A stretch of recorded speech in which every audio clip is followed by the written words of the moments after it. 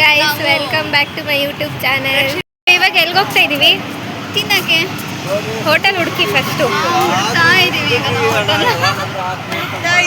ಹುಡ್ಕೊಂಡು ಹೋಗ್ತಾ ಇದೀವಿ. ಸುಸ್ತಾಗ್ಬಿಟ್ಟಿದೀವಿ ಟ್ರಾವೆಲ್ ಮಾಡಿ. ಇವಳು ಎಕ್ಸಾಸ್ಟ್ ಆಗ್ಬಿಟ್ಟವಳಂತೆ ನೋಡಿ, ಸಕ್ಕ ಸುಸ್ತಾಗಿ ಹೋಗೋಳೆ. ಹತ್ರ ಹೋಗ್ಬಿಟ್ಟು ಬಂದು ಸುಸ್ತಾಗ್ಬಿಟ್ಟಿದೀವಿ, ಅದಕ್ಕೆ ಹೊಟ್ಟೆ ಹಸಿತೈತೆ. ಆದರೆ ಇನ್ನು ವೆಯ್ಟಿಂಗ್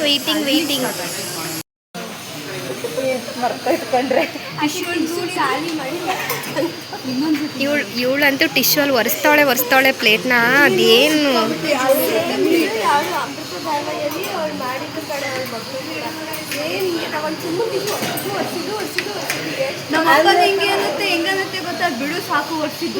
ಹೊಟ್ಟೆ ಹಸುವಿಗೆ ಬರೀ ಟಿಶ್ಯೂ ತಗೊಂಡು ಒರೆಸ್ತಾನೆ ಅವಳೆ. ನಾವು ಯಾವ ಹೋಟೆಲ್ ಬಂದಿದ್ದೀವಿ? Swathi veg, pure veg. ಏನೇನು ಆರ್ಡರ್ ಮಾಡಿದ್ದೀರಾ?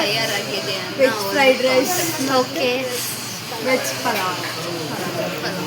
ಸಾಕಾ? ಎರಡನೇ ಸಾಕು. ಹಸ್ವಾದ್ರೆ ಮತ್ತೆ ಏನಂತೀರಾ ಅಷ್ಟೇ. ಹೌದು, ಹಂಗೆ ಮಾಡೋದು. ಓಕೆ, ಆಯ್ತು.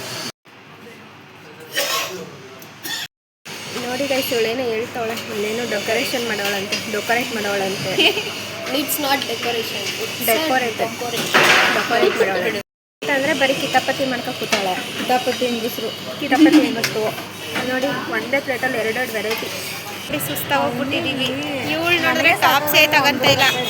ಇವಳು ಕಾಲು ನೋವು, ನನಗೆ ತುಂಬ ನೋವು ಕಾಲು.